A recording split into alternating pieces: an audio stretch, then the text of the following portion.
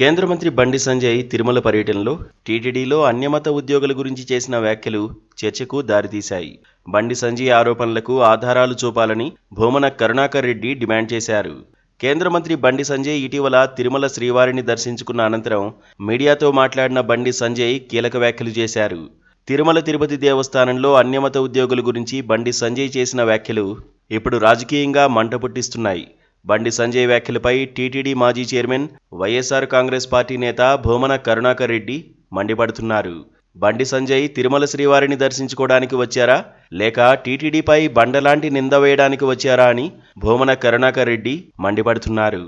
తిరుమల తిరుపతి దేవస్థానంలో 1000 మంది అన్యమత ఉద్యోగులు ఉన్నారని కేంద్ర మంత్రి బండి సంజయ్ అన్నారు. వీరిని వెంటనే తొలగించాలని కోరారు. అయితే బండి సంజయ్ వ్యాఖ్యలను తాను ఆక్షేపిస్తున్నట్లు భూమన కరుణాకర్ రెడ్డి చెప్తున్నారు. టీటీడీ మాజీ చైర్మన్గా బండి సంజయ్ వ్యాఖ్యలను తప్పుబడుతున్నానని అన్నారు. బండి సంజయ్ చేసిన వ్యాఖ్యలు తిరుమల శ్రీవారి ఆలయంపై దాడిలా ఉందని, శ్రీవారి దర్శనం కోసం వచ్చి దర్శనం చేసుకుని తిరిగి వెళ్లకుండా టీటీడీపై బండ వేయడం ఎంతవరకు సమంజసమని భూమన ప్రశ్నించారు. టీటీడీలో 22 మంది అన్యమత ఉద్యోగులు ఉన్నారని టీటీడీ 6 నెలల క్రితం చెప్తే బండి సంజయ్ మాత్రం 1000 మంది ఉన్నారంటున్నారని అన్నారు.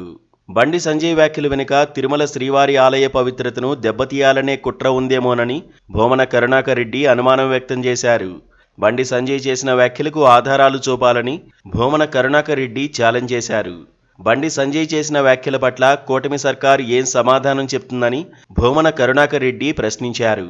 టీటీడీలో అన్యమత ఉద్యోగుల విషయంపై బండి సంజయ్ చేసిన వ్యాఖ్యలను సమర్థిస్తున్నారా, లేక ఖండిస్తున్నారో చెప్పాలని టీటీడీ మాజీ చైర్మన్ భూమన కరుణాకర్ రెడ్డి డిమాండ్ చేశారు.